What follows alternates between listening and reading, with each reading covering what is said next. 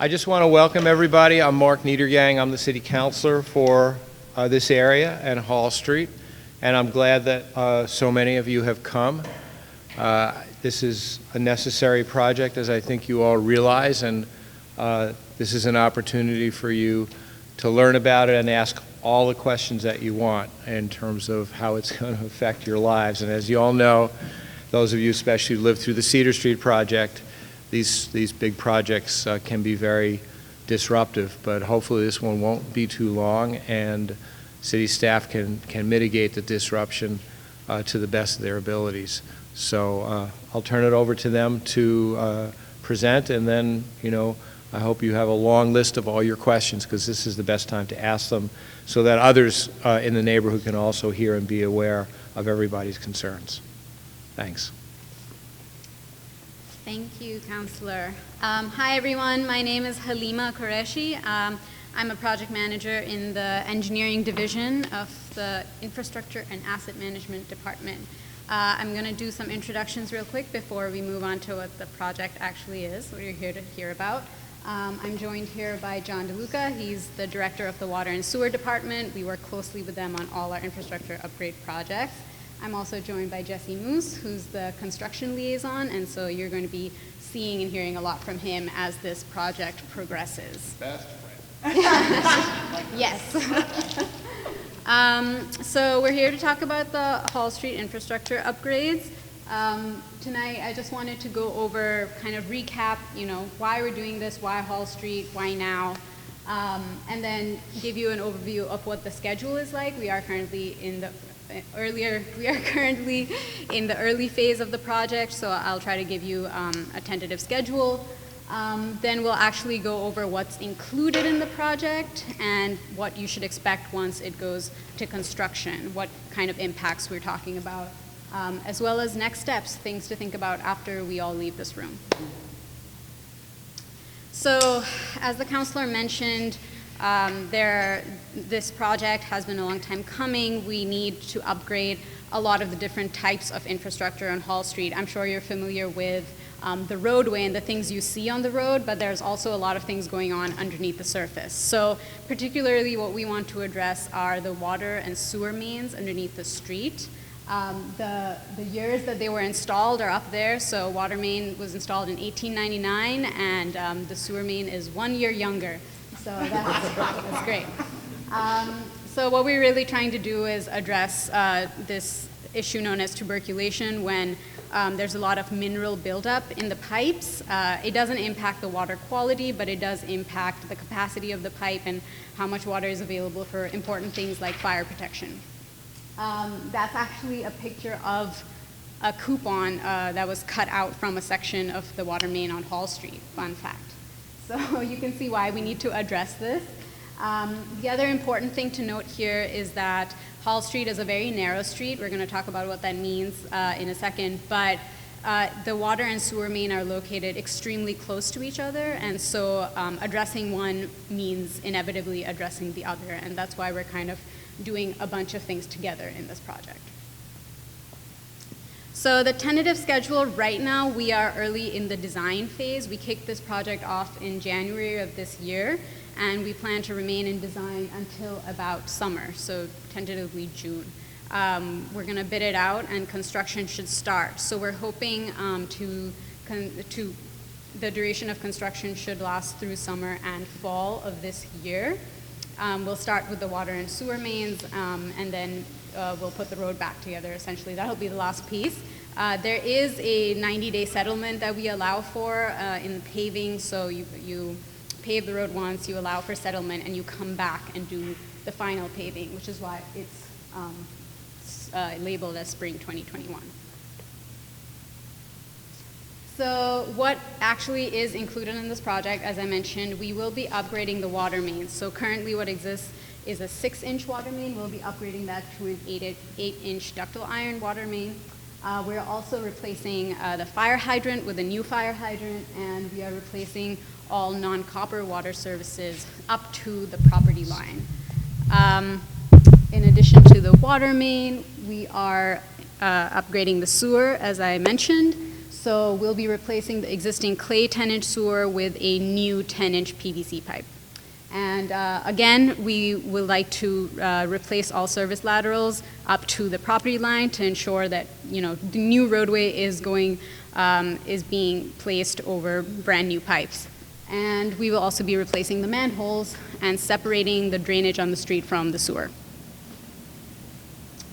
Finally, the third piece of this is the roadway upgrades. A lot of you I see have had time to kind of look at the proposed roadway design that's lying in front of you. That's also on the board in the back.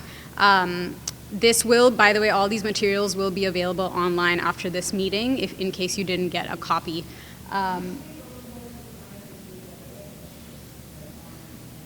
Sure.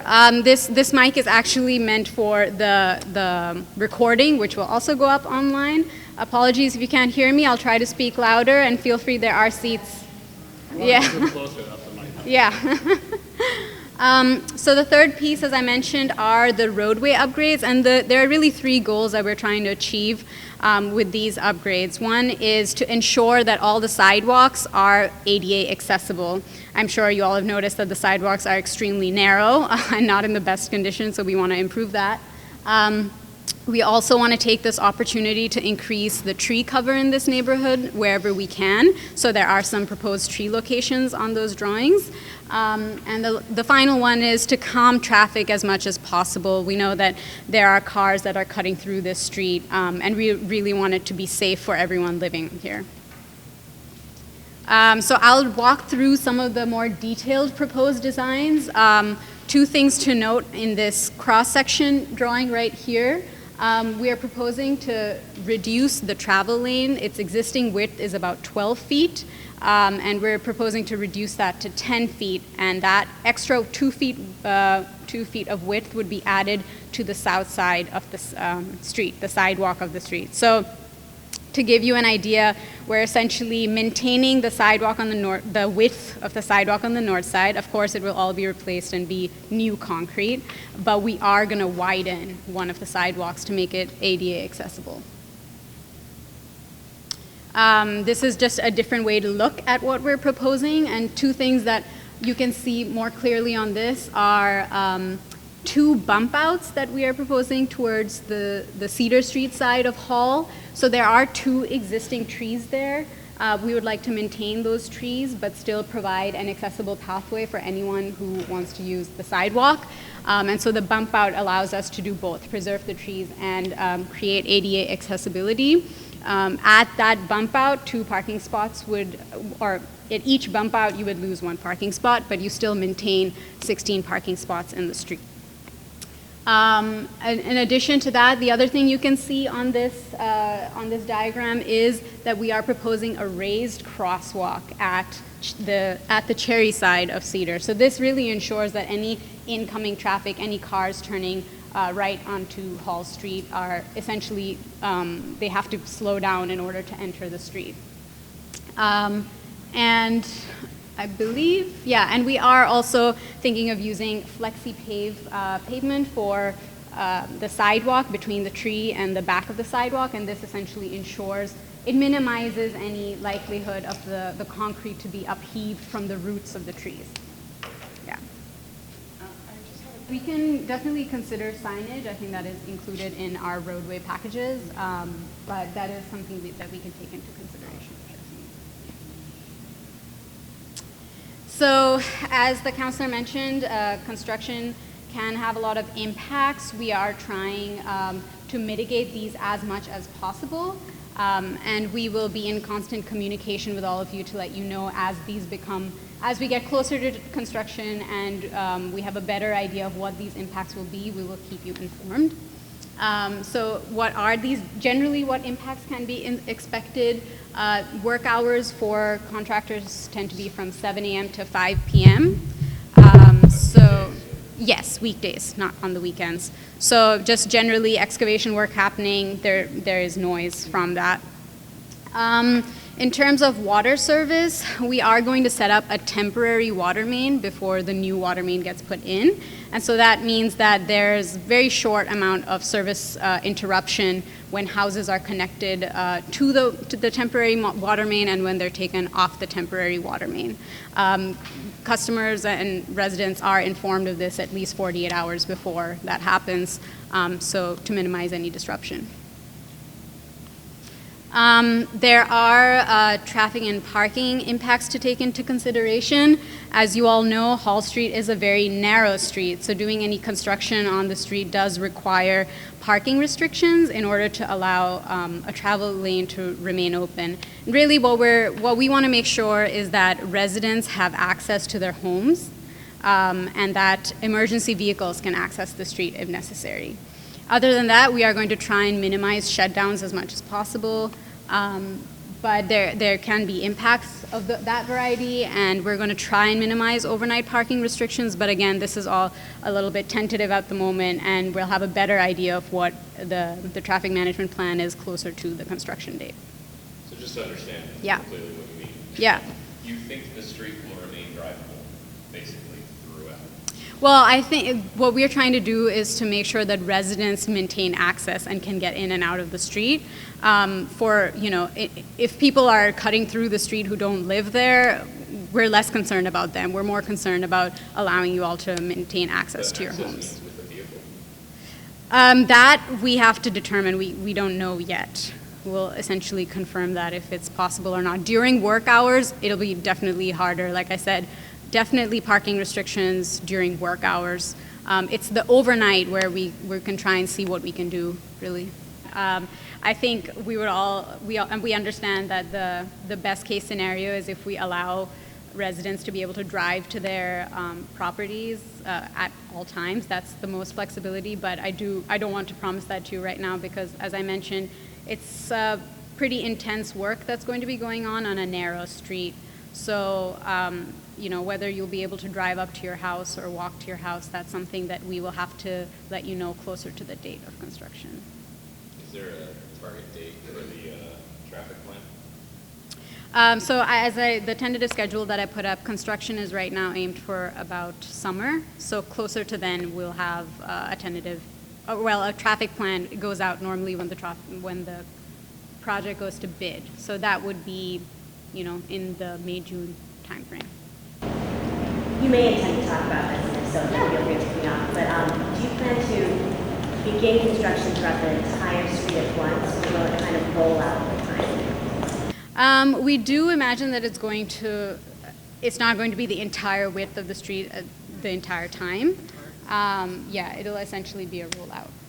Mm-hmm. And you were asking about length, right? Yeah, so like you'll start at one end and make your way to the other end, although the whole street won't be accessible.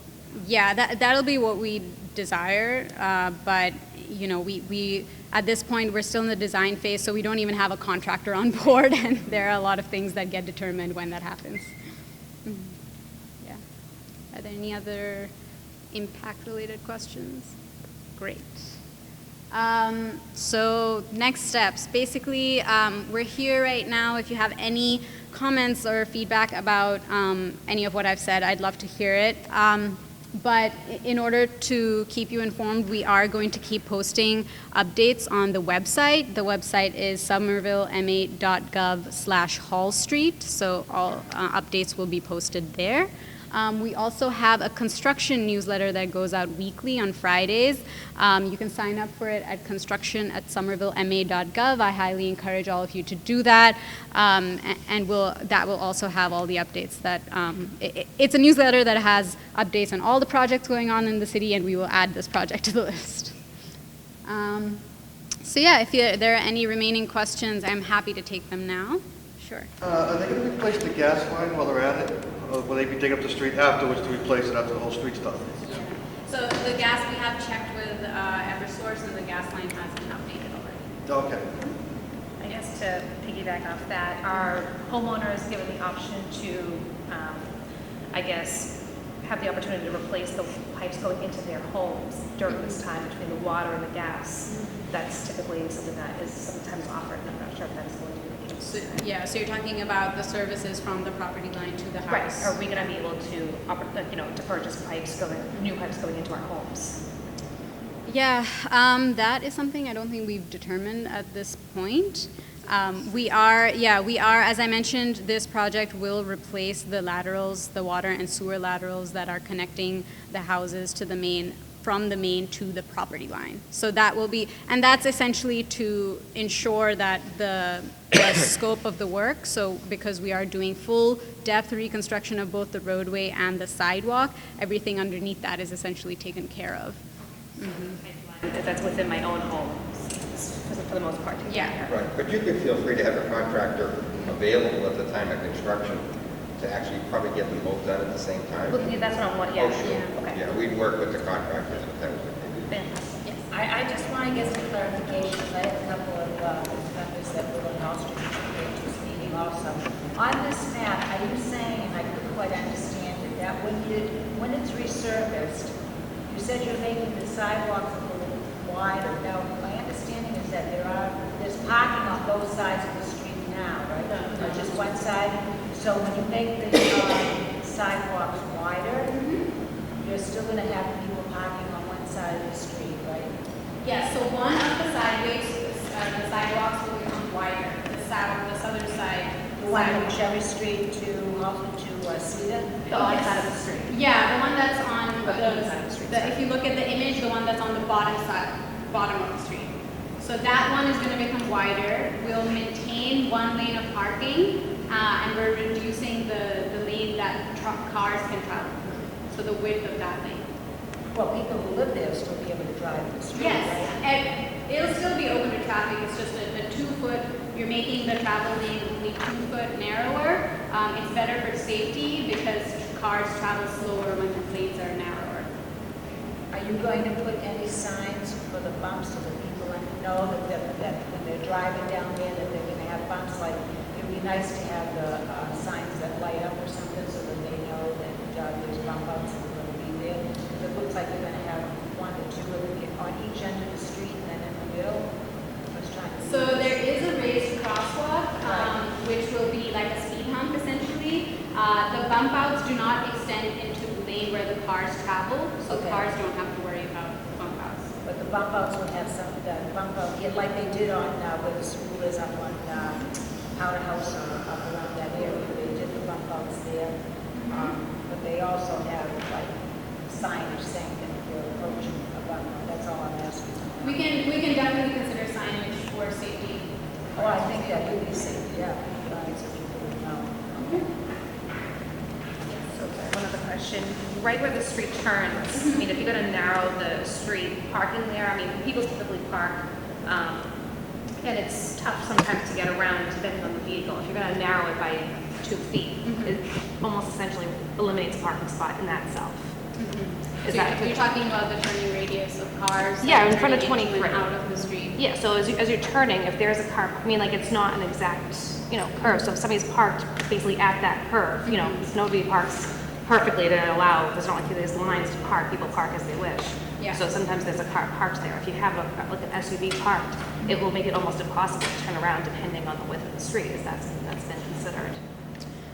So our understanding was that there would not be any parking loss from narrowing the travel lane. Ideally.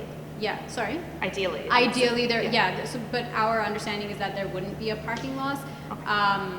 We can confirm to make sure that, cars So then that would be turning into concerned. and out of the street do not have Well, any at conflicts that with particular cars. turn, it is Yes. somewhat, That's a good point. Yeah. Mhm. We can definitely consider that. The width of the road is narrowed and there's cars parked directly behind the driveway. It's going to be harder for a car backing out to back out without getting in the way of that car that's parked on the street itself. That is, again, something we'll have to take into consideration. We were not expecting any impacts to any parking If you spots, essentially, slant the even sidewalk, next to. usually you can Yeah. turn it so that way that if the sidewalk isn't fully bent, you know what I mean? If it's curved, you can usually pull it out and check it out. Are you replacing the sidewalk on both sides of the street Yes. and widening it on one side? Exactly. Unrelated question. Yes. Do you have any idea about the impact to trash and recycling pickup during construction? During construction. So we work with DPW to let them know like what's actually happening, to let them know how they can pick up. We have the same situation on Cedar Street, and everything got picked up. Okay. So we still put our stuff out the same? Normal day, yeah. So that's a reasonable expectation, that like, we wouldn't have to like haul it down. No, we would talk to us. Yeah, so we don't, we request our contractors not to leave anything in the work area after work hours, essentially. We do allow sometimes for equipment, like 1 or 2 pieces of equipment, but storage and stockpiling, generally we do not allow for that overnight. I have another question about you mentioned the temporary water main and the short disruption of service.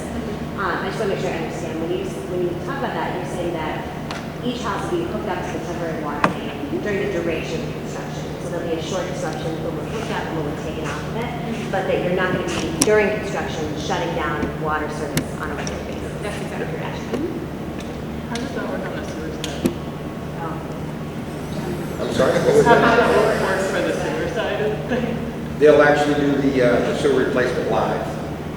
So they'll, as they trench and as they dig, they have to lay a stone bed. So there's very little flow because it's a dead-end pipe. So if somebody was to do dishes or laundry, it would just flow into the trench and it wouldn't impact anything. I did get an email from a resident of 8 Hall Street about trees. And they asked, trees are a big issue in the city, they just asked that as many trees be planted as possible. And Mr. Campbell, who lives in 21, pointed out that the tree in front of the house here, which is an existing tree, is leaning. I'm aware it's been leaning for quite a while, but apparently it's getting worse. So it's possible that tree may have to come down. And I see there's quite a bit of space between Cedar Street and number 9 Hall. So I'm wondering if, and also down at the other end on the north sidewalk, I'm wondering if it's possible to plant other trees along the street. I'm wondering if you could talk to, the urban forestry people and see if there's any way to get a couple other trees in while this work's being done. So are you asking about adding trees on the north side of the street, so the even side, essentially? Yes. Yes. Anywhere that's possible. Has urban forestry looked at this? And Yes. So they told you this is the maximum? Yes, so we had our design consultants recommend tree sites for us, and Urban Forestry has reviewed those. There is a little bit of a limitation to adding trees on the northern side just because of the narrow nature of the sidewalk, so there isn't a lot of space to actually add a tree pit. But whereas on the southern side, we are adding 2 feet to the sidewalk, so that allows us to add those new plantings. We can take into consideration, if anyone has particular questions about locations, we can definitely field those and with our urban forestry department's help. Yes? I guess to touch base on those commercial trees, the Mhm. existing ones that may, be somewhat unstable during this construction, they will be stabilized, there's not going to be any potential damage to be done. So we have a tree protection requirement in our construction contracts where they essentially wrap the trees with wood, and that's part of the contract that when we bid it out. So. Well, yes, that is to mitigate damage to the tree itself. We also trim the trees when as necessary to allow construction to progress. But yes, we'll obviously make sure that we can mitigate any possible damage to private property. Yes. Is there any way to get a sense of like some of it will be noisier than some of the excavation, like I don't know, is it reasonable to understand like at all how much of that, whatever it is, 6 months is likely to be, very bad? And I guess it would depend on where the crew is at that point in time. Yeah. So as they march down the street, they'll have the ability to put the temporary water main in, so then they can actually dig up and probably march at the same time.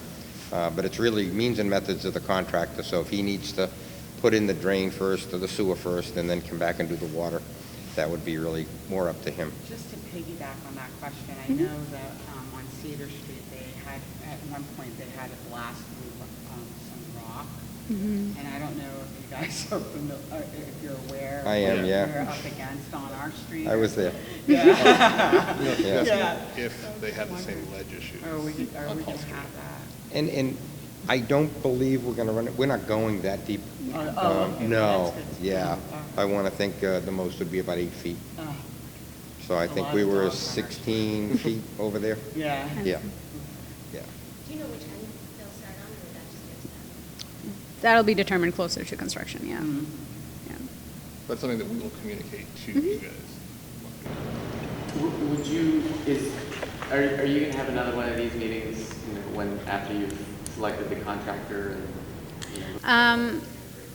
Yeah, our plan is to communicate right now via the newsletter and the website primarily, as well as you have our email addresses up here, so we can answer any questions directly as needed, but no, not a meeting style. This is probably out there, but I know there are methods. Oh, I'm sorry. There, Go do you ahead. have a question? Yeah, I don't know if you're through with that presentation, but I've spoken to Mark, and he wanted me to bring something up on Aberdeen Road, which is, you know, parallel to Hall Street. When we had all the construction on Cedar Street, which was, 3 years that we had to go through that, Hall Street and Aberdeen Road were definitely impacted with all the trucks using it 2 ways, 1 ways, whatever. I noticed in this that you're going to be repaving Hall Street in 2021, I believe. Mark and I have been going back and forth with the city, I've spoken to the mayor about this, that the crosswalk on Aberdeen Road is pitiful, all right? And the street, because when Cedar Street was being done, all the trucks were using Aberdeen Road to go back and forth to bring all the equipment. We have a lot of potholes that are on Aberdeen Road that I keep calling to be filled. Erica Mace had promised us that something would be done on the crosswalk, and I had copies of her email. The mayor promised, nothing has been done. Mark has been sending some emails, and we get promises and nothing. Now you're going to be having this construction, and I will guarantee you that Aberdeen Road somehow is going to be involved in this. And the parking is another thing, because we were impacted with parking problems.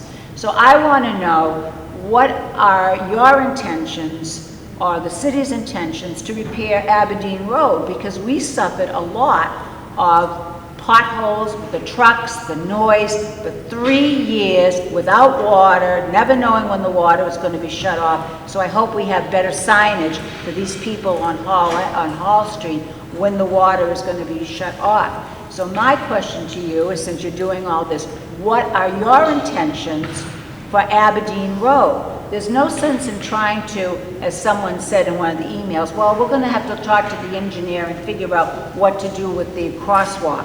When you redid and resurfaced Cedar Street, you had to resurface the crosswalk.